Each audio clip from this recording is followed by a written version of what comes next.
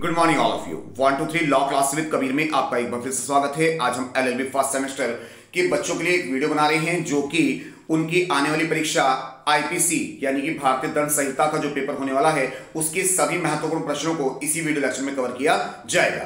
तो सबसे पहले प्रश्न आता है अपराध। अपराध को धारा 40 में परिभाषित किया गया है।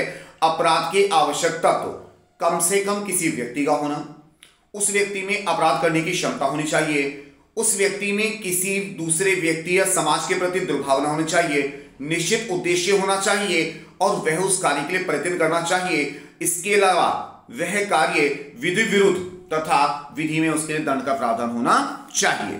इसके बाद अपराध को 4 चरणों में बांटा गया है। सबसे पहले आशय, तैयारी, प्रयास और पूर्णता। आशय किसी कार्य को करने का जो विचार मन में आता है उसे आशय कहा जाता है। आशय अपने आप में कोई अपराध नहीं है। अगर आपके मन में किसी के प्रति कोई द्वेष है और आप चाहते हैं कि यार मैं उसको नुकसान पहुंचा दूं, तो जब तक वो बात आपके मन में है आपको अपराधी घोषित नहीं किया जा सकता। तैयारी, वैसे तो अपराध करने के लिए साधनों को एकत्र करना यह भी कोई अपने आप में अपराध नहीं है, परंतु इसके कुछ अपवाद हैं जिन दशाओं में केवल तैयारी को ही अपराध मान लिया जाएगा। इसके लिए कुछ सेक्शन हैं जो आप मेरे साथ पढ़ेंगे, याद करने का प्रयास करेंगे।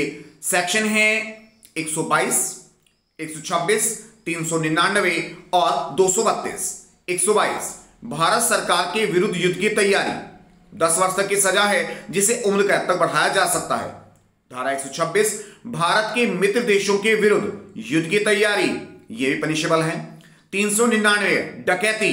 डकैती को हम आगे परिभाषित करेंगे, फिलहाल आप इसकी सेक्शन याद रखिए कि डकैती के लिए अगर आप प्रयास कर रहे हैं, तैयारी कर रहे हैं, तो उसे भी आपराधिक घोषित किया गया है। इसके अलावा है 232 यानी कि कूटकरण, जिसके अंतर्गत जाली सिक्के बनाए जाते हैं, उसे भी उसके लिए जो आप तैयारी करते हैं, इक्विपमेंट आपने इकट्ठे किया, मशीनरी इकट्ठी करी, मेटल इकट्ठा किया, वह भी पनिशेबल माना जाएगा। तो अब तक मैंने आपको बताया कि अपराध के 4 चरण हैं। सबसे पहले आशय, केवल आशय मात्र से आपको अपराधी घोषित नहीं किया जा सकता। तैयारी अपने आप में आपराधिक नहीं मानी गई, परंतु इसके 4 अपवाद हैं जो मैंने आपको बताए, 122, 126, 399 और 232। इसके बाद है प्रयास। जब किसी कार्य को करने के लिए मैंने अपनी ओर से जो भी क्षमता थी उसका प्रयोग कर लिया तो उसे प्रयास कहा जाएगा। प्रैक्टिकली समझिए, मेरी किसी व्यक्ति से लड़ाई हो गई, मैंने सोचा अब तो इसको मार दूंगा, मैं जान से मार दूंगा इसको, तो ये मेरा आशय है, अभी कोई अपराध नहीं है। मैंने उसके लिए एक लाइसेंस वाली बंदूक खरीद ली, तैयारी कर चुका हूं, पर क्योंकि बंदूक लाइसेंस वाली है तो अभी भी अपराध नहीं है। मैं उसके घर जाता हूं, उसके ऊपर बंदूक टांगता हूं, अभी भी अपराध नहीं हुआ। पर अगर मैंने उस पर गोली चला दी, अगर मैंने उसके ऊपर गोली चला दी और वह अपनी सतर्कता के कारण बच जाता है, तो यह तो उसकी क्वालिटी भी ना सर, मैंने तो जो करना था वो कर चुका हूं, तो यानी कि यहां पर अब मैं पनिशेबल हो गया, अब मुझे पनिशमेंट मिलनी चाहिए क्योंकि मैंने अपनी तरफ से गोली चला दी है और चली हुई गोली को मैं रोक नहीं सकता था। अब वो बच जाए तो उसकी सतर्कता, और ना बच पाए तो उसको कहीं ना कहीं मृत्यु हो जाएगी, वो घायल हो जाएगा, तो यहां पर कहलाएगा मेरा प्रयास। अब प्रयास को कहां कहां दंडनीय माना गया है? सबसे पहले है धारा 307, हत्या का प्रयास, अटेम्प्ट टू मर्डर, आपने कई बार सुना होगा। इसके बाद है आपराधिक मानववाद, 308। इसके बाद है आत्महत्या। आत्महत्या के लिए 1 वर्ष तक की सजा है यदि किसी व्यक्ति ने आत्महत्या करने का प्रयास किया, अगर मर गया तो समझो जीवन नष्ट है, और अगर बच गया तो 1 साल हवालात में रहेगा, भाई सब जेल हो जाएगी उसको 1 साल की। इसके बाद है लूट। किसी व्यक्ति को हथियार दिखाकर, डरा धमकाकर उसकी वस्तु, उसका धन, उसकी संपत्ति छीन लेना लूट कहलाती है, और लूट को 393 में परिभाषित किया गया है। तो एक बार इनके सेक्शन को दोबारा याद करते हैं। सबसे पहले आशय, आशय 121 में परिभाषित किया गया है। इसके बाद है तैयारी। तैयारी को 4 दशाओं में पनिशेबल यानी दंडनीय माना गया, 122, 126, 399, 232। इसके बाद है प्रयास। प्रयास के लिए भी हमारे पास 4 सेक्शन है, 307 हत्या का प्रयास, 308 आपराधिक मानववाद, 309 आत्महत्या और 393 लूट का प्रयास। इसके बाद धारा 124 में पूर्णता यानी अपराध जब आपका पूरा हो चुका है उसको परिभाषित किया गया है, और अगर आपने अपराध किया है तो निश्चित रूप से सजा अवश्य होनी चाहिए और होती भी है। तो आगे बढ़ते हैं। इसकी बात है प्राइवेट डिफेंस। आपने बहुत बार सुना होगा कि अगर कोई मुझसे लड़ने आ गया, मेरी संपत्ति छीन रहा है, तो क्या मैं हाथ पे हाथ रखकर बैठा रहूं? बिल्कुल नहीं बैठेंगे सर। तो इसे ही निजी रक्षा का अधिकार कहा जाता है। प्रत्येक व्यक्ति को कानून यह अधिकार देता है कि वह अपने परिवार का, अपनी संपत्ति की रक्षा के लिए बल का प्रयोग कर सकता है, पर किस सीमा तक, किस सेक्शन के अंतर्गत आपको इस चीज का बचाव मिल सकता है, आइए वो समझाते हैं। सबसे पहले आप सेक्शन याद करें, 96 से 106 तक निजी प्रतिरक्षा को परिभाषित करते हैं। धारा 96 से 106 तक प्राइवेट डिफेंस को बताया गया है। अब इनके सेक्शन में आपको अलग अलग बता देता हूं। 96 प्रतिरक्षा क्या है? अगर कोई व्यक्ति आपके ऊपर हमला करता है, आपको उससे हमले की आशंका है, या कोई व्यक्ति आपकी संपत्ति या परिवार को हानि पहुंचाना चाहता है और आपके पास युक्तियुक्त आपको महसूस हो रहा है कि वाकई वो ऐसा करने वाला है, तो ऐसी स्थिति में आप अपने बचाव के लिए बल का प्रयोग कर सकते हैं। इसकी बातें हैं 97, विरोध करो जो उचित हो, यानी कि 97 के अंतर्गत बताया गया है कि निजी प्रतिरक्षा के नाम पर आप किसी भी व्यक्ति को बेवजह उस पर हमला नहीं कर सकते। मान लीजिए किसी व्यक्ति से आपका झगड़ा हो रहा है और वो अपने घर से कोई डंडी लाठी लेकर आ रहा है और आपको लग रहा है कि ये तो मुझे अब जान से मार देगा, जबकि उसकी डंडी बहुत छोटी सी या कमजोर सी या फीटा ही लेकर आ गया और आपने अपनी बंदूक निकाली, उस पर फायर कर दिया, तो इसे यहां पर अनुचित माना जाएगा, क्योंकि आप यहां पर अपना बचाव नहीं कर रहे बल्कि आप तो खुद हमलावर हो गए हैं। तो 97 हमें बताता है कि हमें अपनी प्रतिरक्षा करने के लिए बल प्रयोग की अनुमति सरकार ने प्रदान की है। इसका अर्थ कतई ये नहीं है कि हम दूसरे व्यक्ति को हमलावर हो जाएं और उसे हम ही मारना शुरू कर दें। इसके बाद 99 इसमें कुछ प्रावधान देता है जहां पर आप बल का प्रयोग कर सकते हैं, जैसे कि भय ना हो जान माल का, यानी कि आप केवल उन दशाओं में अपना बल प्रयोग कर सकते हैं, अपनी निजी प्रतिरक्षा कर सकते हैं 99 के अंतर्गत, जब आपको अपनी जान माल का खतरा नहीं है तो फिर आप अपना बल प्रयोग नहीं कर सकते। लोक सेवक या पुलिस की सहायता उपलब्ध है। अगर आपके पास पुलिस की सहायता लेने का ऑप्शन है और फिर भी आप प्रतिरक्षा के नाम पर सामने वाले व्यक्ति पे हमला कर देते हैं, उसकी कुटाई कर देते हैं, उसे मार देते हैं, तो इसे प्रतिरक्षा नहीं माना जाएगा। उचित समय, यानी प्रतिरक्षा का भी एक समय होता है।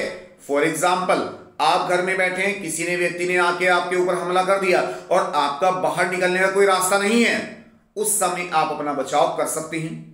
पर मानिए लड़ाई तो हुई थी 3-4 दिन पहले, आज वो व्यक्ति आपको रास्ते मिल गया और आपने उसको पकड़ लिया कि अरे भैया उस दिन तो बड़ा बोल रहे थे, आज ना मैं छोड़ूंगा, आज मेरे भाई कुनमे वाले सब मेरे साथ हैं और अब मैं तेरी कुटाई करूंगा, तो यहां पर आपको अपराधी माना जाएगा। इसके बाद है उचित मात्रा में। तो बल प्रयोग का मतलब यह नहीं है कि हम किसी व्यक्ति की नाजायज कुटाई कर दें, ठीक है ना। प्रतिरक्षा का मतलब है कि आप अपना बचाव करें और जल्द से जल्द पुलिस सहायता प्राप्त करने का प्रयास करें। ये नहीं है कि भाई इसने मेरे डंडी मारी और अब तो बस देखो, अब देखो मैं इसका क्या करता हूं, तो उसमें ऐसी स्थिति में आपको पनिशमेंट दी जा सकती है। अब यहां तो मैंने आपको 3 सेक्शन बताए। 96 में प्रतिरक्षा को परिभाषित किया गया। 97 आपको बताता है कि भाई आप किस दशा में और किस मात्रा में अपना बल प्रयोग कर सकते हैं।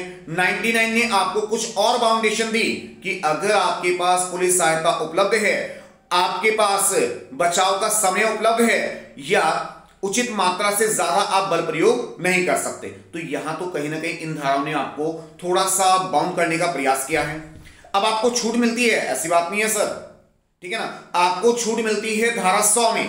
आप याद करें पुलिस का जो पुलिस का जो डायल नंबर था वो भी 100 होता है, ठीक है ना। तो आप इसे इस तरह से याद रख सकते हैं कि जो 100 है वो आपको कुछ रियायत प्रदान कर रहा है कि जब आपको अपनी हत्या का भय हो, अगर कोई व्यक्ति बंदूक लेकर या कोई धारदार हथियार लेकर या कोई भी हानिकारक पदार्थ लेकर आपकी ओर बढ़ रहा है और आप खड़े हैं, आप सोच रहे हैं कि यार अभी तो इसने मेरे ऊपर तेजाब फेंका नहीं है, अभी तो इसने बंदूक चलाई नहीं है, तो मैं अभी नहीं बल का प्रयोग करूंगा, जब ये ट्राई करेगा तब मैं इसे रोकूंगा। नहीं सर, अब आप गलत है। अगर आपको लग रहा है कि सामने वाला व्यक्ति आपको जान से मार देगा या मार सकता है, तो ऐसे में आपका जिम्मेदारी बनती है कि आप अपना बचाव करें, आप वहां से भागने का, किसी से सहायता प्राप्त करने का, और अगर दोनों चीज उपलब्ध नहीं है तो उसका मुकाबला करने का प्रयास करें। इसके बाद परिवार की हत्या।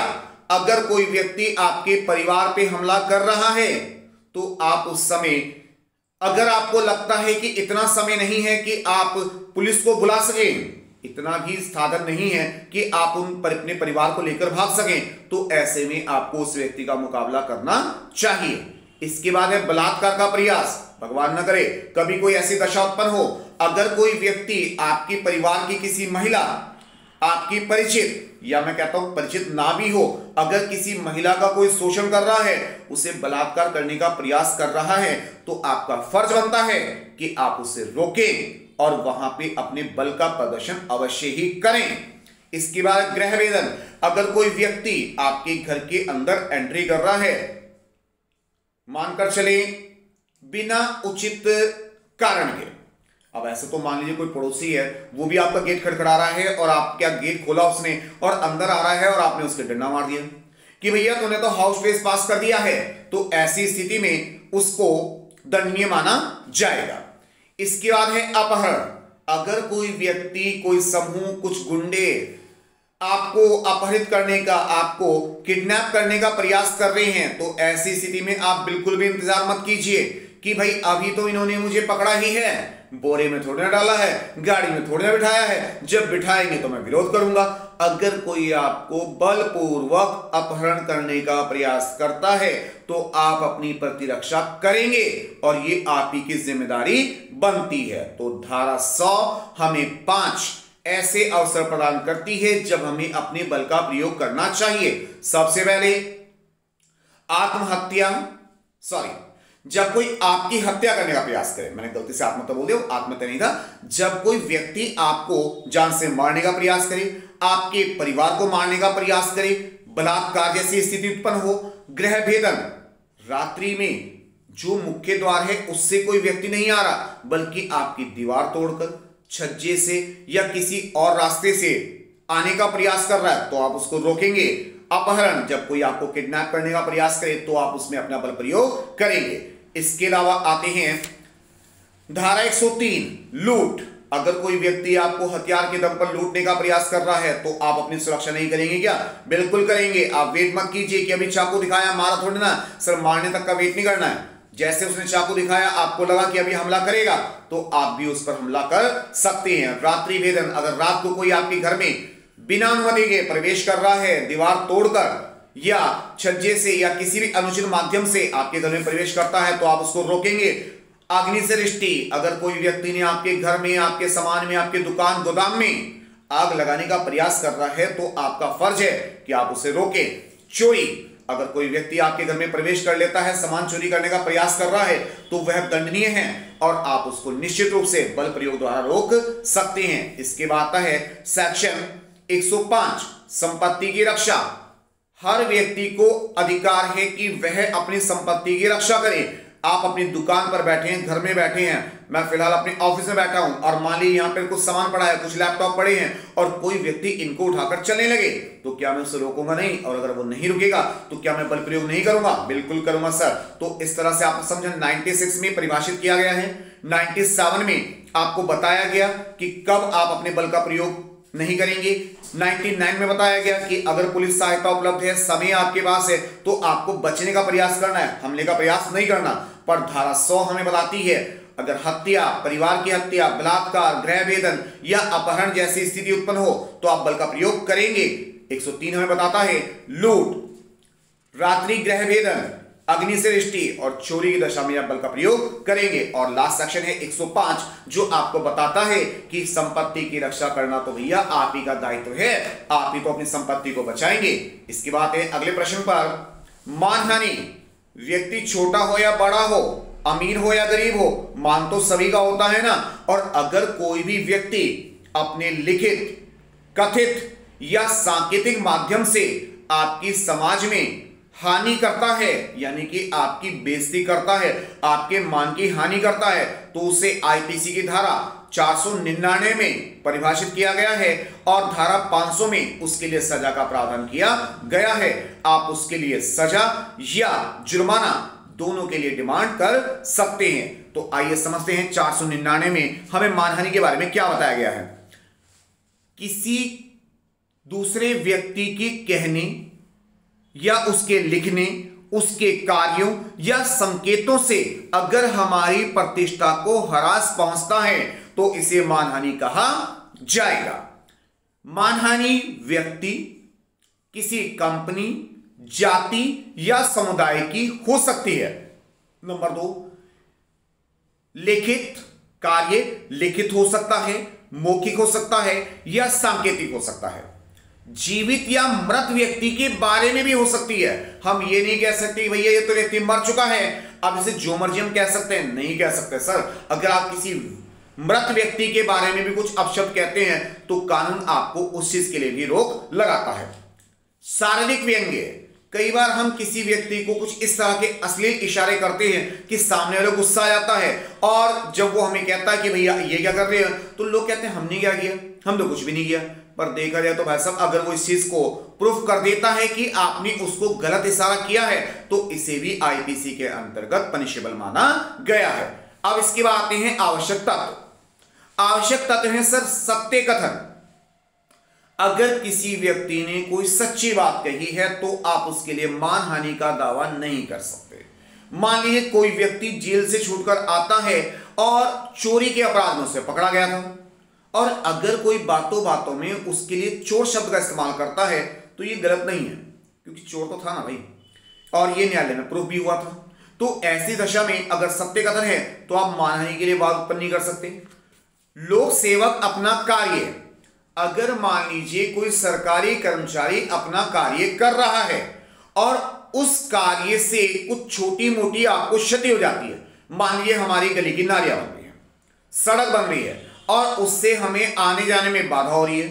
सर मान लीजिए कंस्ट्रक्शन होगा तो सिंपल सी बात है कुछ ना कुछ बाधाएं होंगी और ये एक लॉजिकल है कि सर अगर कंस्ट्रक्शन हो रहा है तो हमें कहीं ना कहीं उसके साथ थोड़ा सा कोऑपरेट करना चाहिए, तो हम उसके लिए कोई वाद उत्पन्न नहीं कर सकते।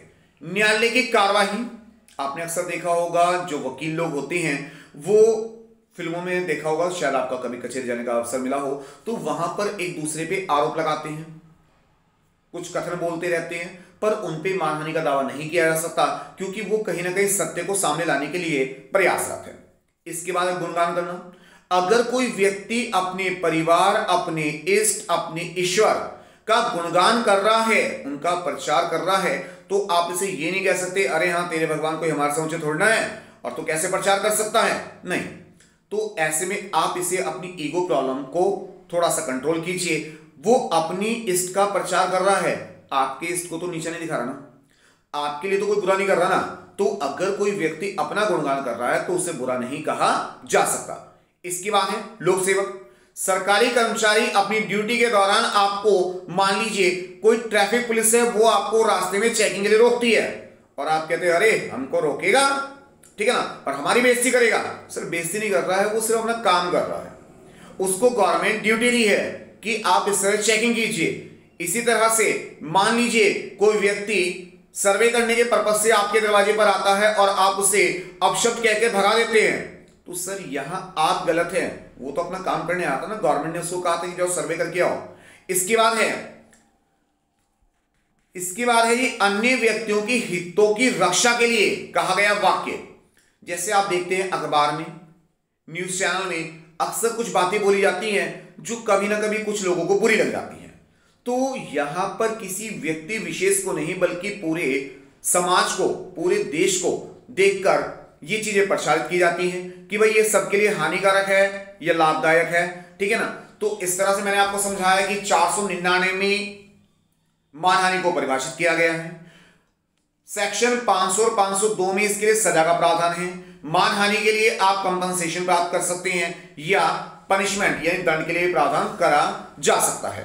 इसके बाद आते हैं सर अगला सेक्शन है मेरे पास सेक्शन 34 सामान्य आशय। जब 3 या 4 व्यक्ति मिलकर, वैसे तो 2 या 2 से अधिक है, अब मैंने सेक्शन को याद करने के लिए कहा 3 या 4 व्यक्ति मिलकर एक ही उद्देश्य से किसी कार्य को करते हैं तो उसे सामान्य आशय कहा जाता है। अब यहां 2 शब्द आते हैं सर, पहले आप उनको जरा डिटेल में समझ लीजिए। एक होता है सामान्य आशय जिसको धारा 34 में लिखा गया है। इसके बाद है सामान्य उद्देश्य जो सेक्शन 149 यानी कि 149 में परिभाषित किया गया है। दोनों देखने में एक जैसे लगते हैं परंतु बिल्कुल अलग है। अब इनके लिए पहले दिमाग में एग्जांपल आप क्रिएट कीजिए। तो सबसे पहले है सामान्य आशय। 4 व्यक्ति मिलकर चोरी करने का प्लान करते हैं। एक व्यक्ति को जिम्मेदारी दी जाती है कि भाई तुम बाहर खड़े रहना, कोई भी पुलिस आए, कोई जाग जाए तो आप हमें इशारा कर देना। पर वो समय से इशारा नहीं कर पाता, चारों पकड़े जाते हैं। तो 3 को सजा होती है, चौथा कहता है कि भैया मैं तो कुछ भी ना करा, मैं तो सामान भी चोरी नहीं किया और मैं तो घर के अंदर भी नहीं गया। पर उसको भी पनिशमेंट बराबर की मिलेगी क्योंकि उन चारों का एक समान उद्देश्य था, एक समान आशय था। सॉरी, तो ठीक है ना, सब एक ही मंशा लेकर गए थे कि भाई चोरी करेंगे और उस पैसे को बराबर आपस में बांट लेंगे। तो इसे कहा जाएगा सामान्य आशय। तो सामान्य आशय क्या है? कोई भी आपराधिक कार्य करने के लिए अगर आप उसमें हिस्सेदार हैं, आपका कार्य, आपकी हिस्सेदारी उसमें छोटी या बड़ी कितनी भी है, डजंट मैटर, वो इंपॉर्टेंट नहीं है। दूसरा वर्ड आएगा सामान्य उद्देश्य। सामान्य उद्देश्य है, आप इसके लिए दिमाग में रखिए कि मान लीजिए किसी जुलूस में आप जा रहे हैं, जुलूस में जाने के बाद वहां पर नारे लगने शुरू हो गए, आपने भी नारे लगाने शुरू कर दिए या नहीं भी लगाए, ठीक है ना। पुलिस ने फोटो खींची, आप वहां पर उधम मचा रहे हैं, दंगा कर रहे हैं, ठीक है ना, लूटमार करने की शुरुआत कर दी। भले ही आपने लूटा या नहीं लूटा, डजंट मैटर, ठीक है। अगर पुलिस के रिकॉर्ड में आपकी फोटो आ गई तो आपको भी पकड़ लिया जाएगा। तो इसे कहा जाएगा सामान्य उद्देश्य। तो आप समझे, पहले में आप एक प्री प्लान हिस्सा हैं, आपकी उस काम में हिस्सेदारी है, सामान्य आशय है। यहां पर आप जुलूस में जा रहे हैं जहां आप लोगों को भली भांति पहले से जानते भी नहीं है, पर फिर भी अगर वहां कोई अपराध हुआ है तो आप उसके भागीदार माने गए। अब इन दोनों में अंतर आप समझिए। सामान्य आशय सेक्शन 34, सामान्य उद्देश्य 149। सामान्य आशय में आप एक दूसरे को पहले भली भांति जानते हैं, पर सामान्य उद्देश्य में एक दूसरे से भली भांति परिचित नहीं है। सामान्य आशय किसी ना किसी आपराधिक कार्य के साथ किया गया, चोरी करना, डकैती करना, ठीक है ना, ये कोई ना कोई आपराधिक कार्य ही था। जबकि जो सामान्य उद्देश्य है वो भावनात्मक होता है कि चलो भाई जुलूस निकल रहा है, हमारी पार्टी का है, हमारे दल का है, ठीक है ना, या हमारे धर्म का जुलूस है, हमें जाना चाहिए। तो यहां कहीं ना कहीं आप भावनात्मक जुड़े हुए हैं। सामान्य आशय में 2 व्यक्तियों का होना ही पर्याप्त है, पर जुलूस में कम से कम 5 या 5 से ज्यादा व्यक्ति तो होंगे ना। 5 से कम व्यक्ति होंगे तो उस जुलूस की संज्ञा दी ही नहीं जा सकती। सामान्य आशय में पहले से प्लान होता है, जबकि सामान्य उद्देश्य में पहले से कोई प्लान नहीं होता। सामान्य आशय अपने आप में अपराध है, चोरी करना अपने आप में अपराध है, जबकि सामान्य उद्देश्य रखते हुए जुलूस में जाना कोई अपराध नहीं है। यहां पर सामान्य आशय में हर कार्य के लिए अलग अलग दंड का प्रावधान किया गया है। चोरी की है तो अलग सजा है, डकैती है तो अलग सजा है, छेड़छाड़ है तो अलग सजा है। जबकि सामान्य उद्देश्य के लिए कोई अलग से दंड का प्रावधान नहीं है। यहां पर देखा जाएगा कृत्य किस हिसाब से हुआ है उसको बताया गया है। सामान्य आशय में पहले से आपको सजा की जानकारी है, जबकि सामान्य उद्देश्य में पहले आपको ऐसा कुछ नहीं पता था कि जुलूस में कुछ लूटपाट होने वाली है। तो मैंने आपको 2 सेक्शन एक साथ समझाने का प्रयास किया। सामान्य आशय को आप धारा 34 में कहेंगे, सामान्य उद्देश्य 149 में है। आने वाले वीडियोस में इसको हम और भी आगे एक्सप्लेन करेंगे। आइए, अब कुछ सेक्शन हैं जो बहुत ही महत्वपूर्ण है, मैं आपको एक बार दोबारा रिवाइज करवा रहा हूं। सबसे पहले आप बताइए सेक्शन 121 क्या था जी? ये आशय, ठीक है जी। 122 तैयारी, 123 प्रयास, 124 पूर्णता, 121 आशय। आशय के बाद आप क्या करेंगे? तैयारी करेंगे। तैयारी के बाद क्या करेंगे? प्रयास करेंगे। प्रयास करेंगे तभी तो आप अपराध करने में सफल होंगे, ठीक है ना सर? मजाक है सर, ऐसा बिल्कुल मत कीजिएगा। तो यहां पर 4 सेक्शन हो गए। इसके बाद 126 भारत सरकार के जो मित्र देश हैं उनके विरुद्ध युद्ध की तैयारी, ठीक है जी। इसके बाद है 128 कैदी को भगाना, अगर कोई सरकारी कर्मचारी पुलिस कर्मचारी की गिरफ्त से कोई कैदी भाग जाता है तो ऐसे में 10 वर्ष या उम्र कैद या जुर्माना पुलिस वाले को भुगतना पड़ सकता है। तो कैदी को भगाना सेक्शन 128 में आपराधिक तत्व माना गया है। इसके बाद है सेक्शन 129 में है जी, कैदी भागता है परंतु पुलिस वाले ने अपनी ओर से कोई सहयोग नहीं किया। अब मान लीजिए पुलिस वाला तो अपनी ड्यूटी कर रहा है और उसने कैदी को रोकने का भी प्रयास किया। कैदी चतुर था या कहें शारीरिक रूप से ज्यादा स्वस्थ था, ठीक है ना, और उसने पुलिस को धक्का वक्का देकर भाग गया, तो ऐसे में भी पुलिस को दंड माना जाएगा। पुलिस के लिए 3 वर्ष का सादा कारावास हो सकता है। इसके बाद है सेक्शन 130। आपने फिल्म देखी होगी गुप्त, उसमें क्या होता है, हीरोइन जो होती है बॉबी देओल को जेल से भगाती है। तो अगर कोई बाह्य व्यक्ति किसी कैदी को, अपराधी को जेल से भगाता है तो ऐसे में उसको 10 वर्ष की सजा प्लस जुर्माना भी हो सकता है। तो दोबारा एक बार रिवाइज करेंगे। 128 है, कैदी को भगा दिया पुलिस वाले ने, अपराध है। 129 पुलिस वाले ने तो कोशिश करी फिर भी कैदी भाग गया, तो भी अपराध है। 130 हीरोइन, जरूरी नहीं हीरोइन ही हो, कोई हीरो भी हो सकता है जो हीरोइन को जेल से निकाले, ठीक है ना सर। तो अगर कोई बाह्य व्यक्ति किसी को जेल से भगाता है तो सेक्शन लगेगा 130 और 10 वर्ष तक की सजा हो सकती है। इसके बाद आता है सर 494 द्विविवाह। एक शादी होते हुए, पत्नी जीवित होते हुए अगर हम दूसरी शादी कर लेते हैं तो उसे 494 के अंतर्गत द्विविवाह का दोषी माना जाएगा। जार क्रम 497। ये एक ऐसा अपराध है जो समाज में कई बार देखने को मिलता है, पर कहीं ना कहीं इसको ऑन रिकॉर्ड मैंने तो कम ही देखा है रिकॉर्ड होते हुए।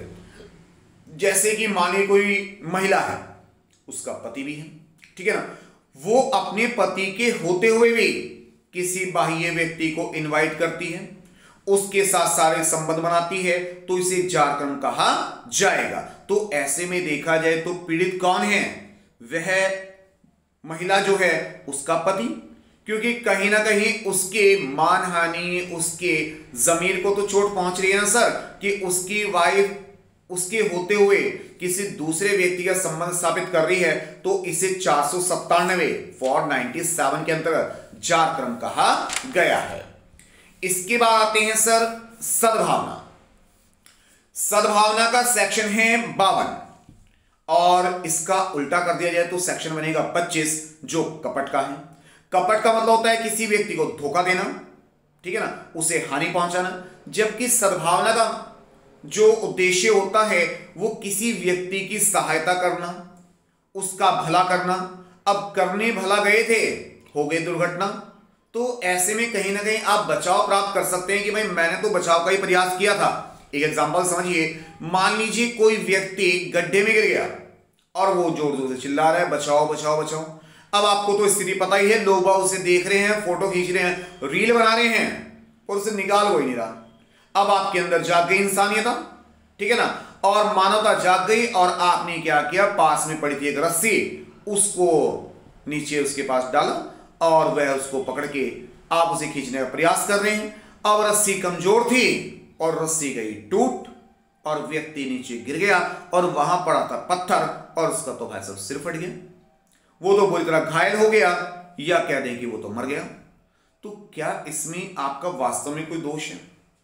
नैतिकता के नाते देखा जाए तो आपने तो अच्छा ही किया था, आप तो चाह रहे उसको बाहर निकालें और आपने सतर्कता भी बरती थी कि भाई रस्सी से इसको खींचा जा सकता। फिल्मों में बहुत बार देखा कि हीरो तो हाथ से ही खींच लेता है, मैं तो फिर भी रस्सी से खींच रहा हूं, ठीक है ना।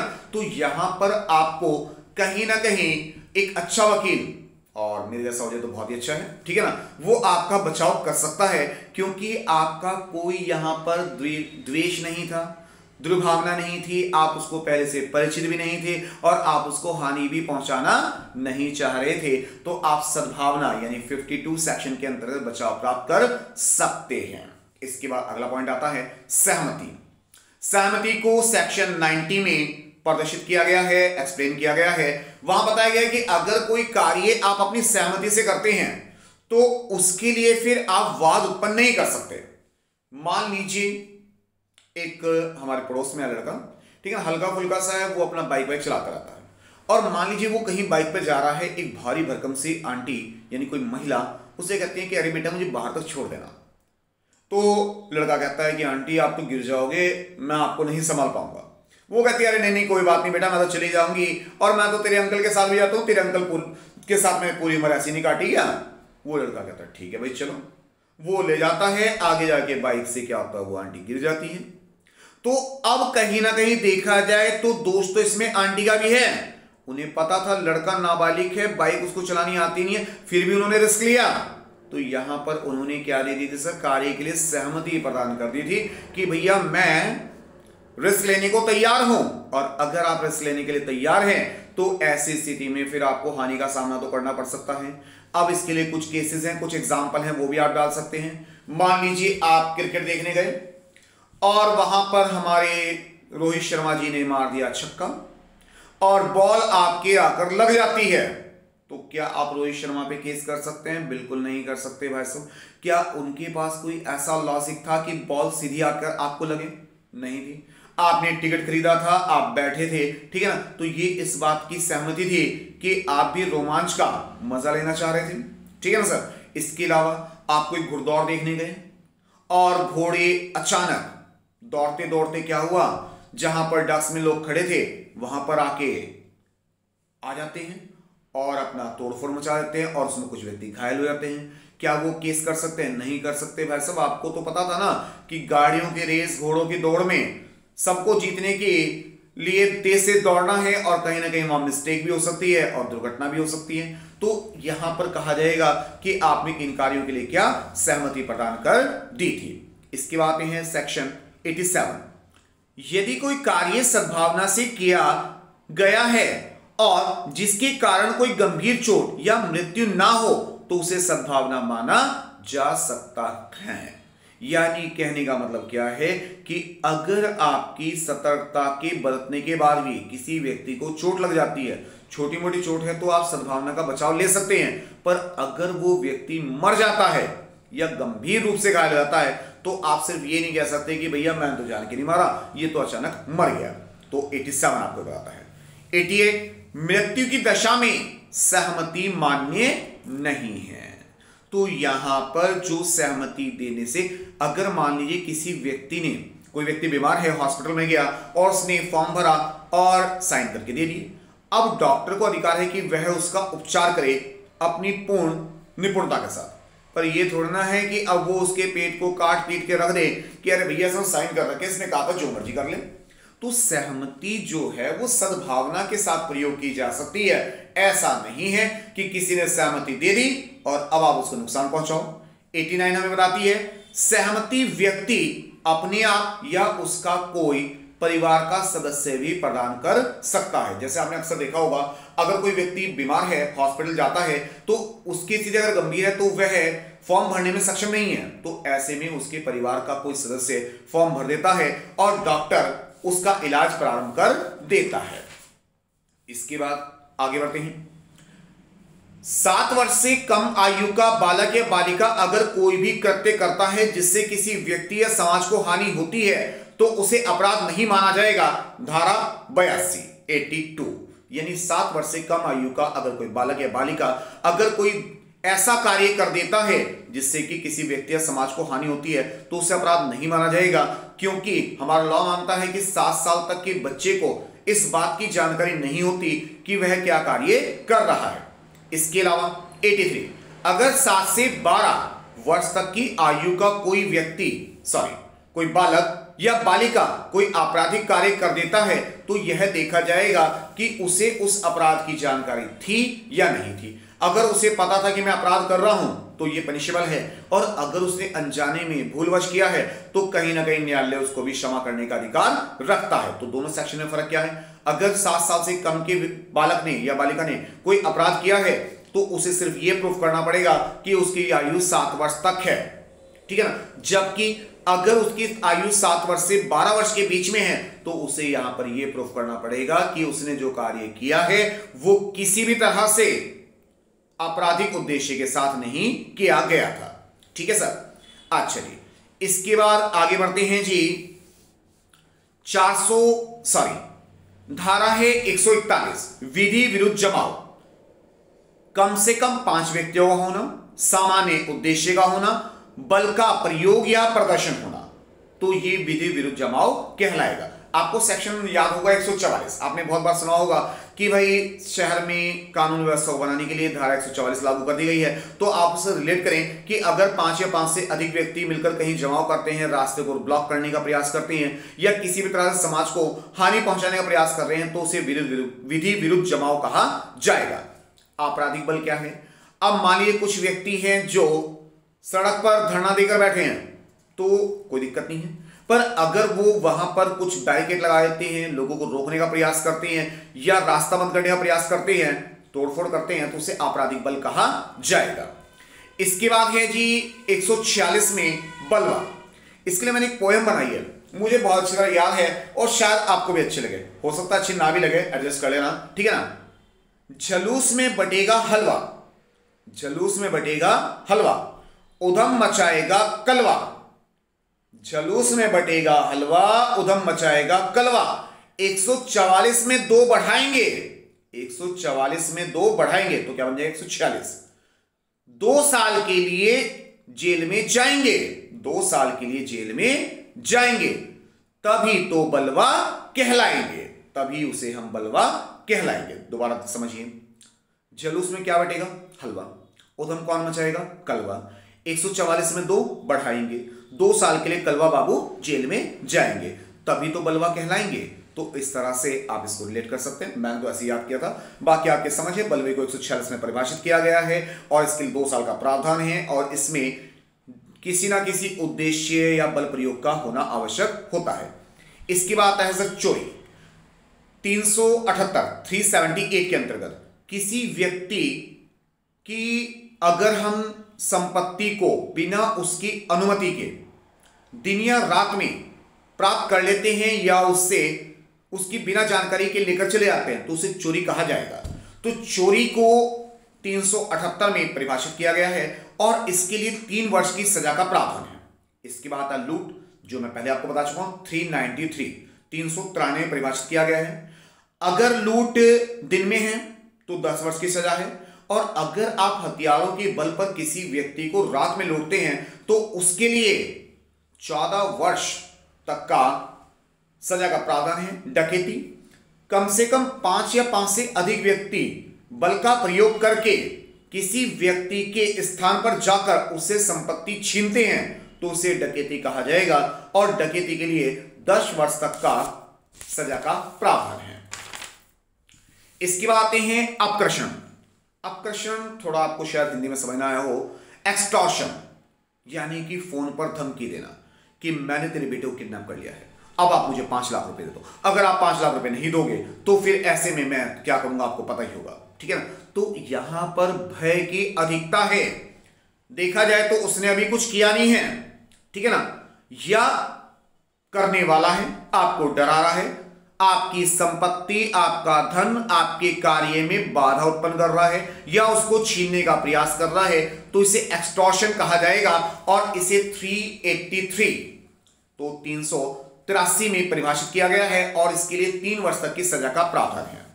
इसके बाद है सदोष अवरोध, यह है 339 339 पढ़ा ना, 339 सदोष अवरोध, किसी व्यक्ति को बिना किसी कारण के, बिना किसी सरकारी प्रावधान के कहीं जाने से रोकना, रास्ते में बाधा उत्पन्न करना सदोष अवरोध कहलाएगा। इसके लिए 1 मास की सजा या 500 रुपए तक का जुर्माना हो सकता है।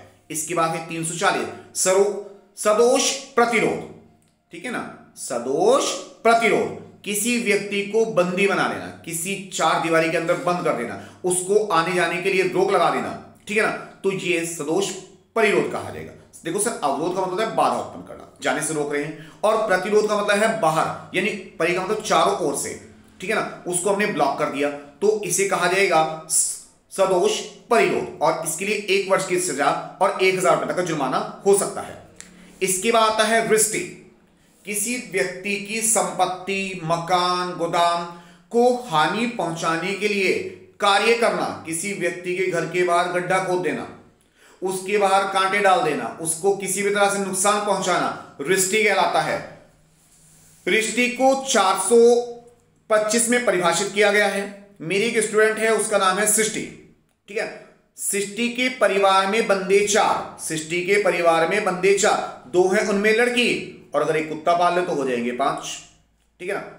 मैंने इसको दिमाग में इस तरह से बिठाया था, बाकी आपकी इच्छा है। 425 से बड़े आराम से याद हो जाएगा। रिष्टि 425 या मैंने याद किया, रिष्टि सृष्टि, 4 है बंदे, 2 है लड़की, कुत्ता पाल ले हो जाए 5, ठीक है ना। तो इसे आप रिष्टि का सेक्शन याद कर सकते हैं। सृष्टि नहीं, रिष्टि है, ठीक है ना।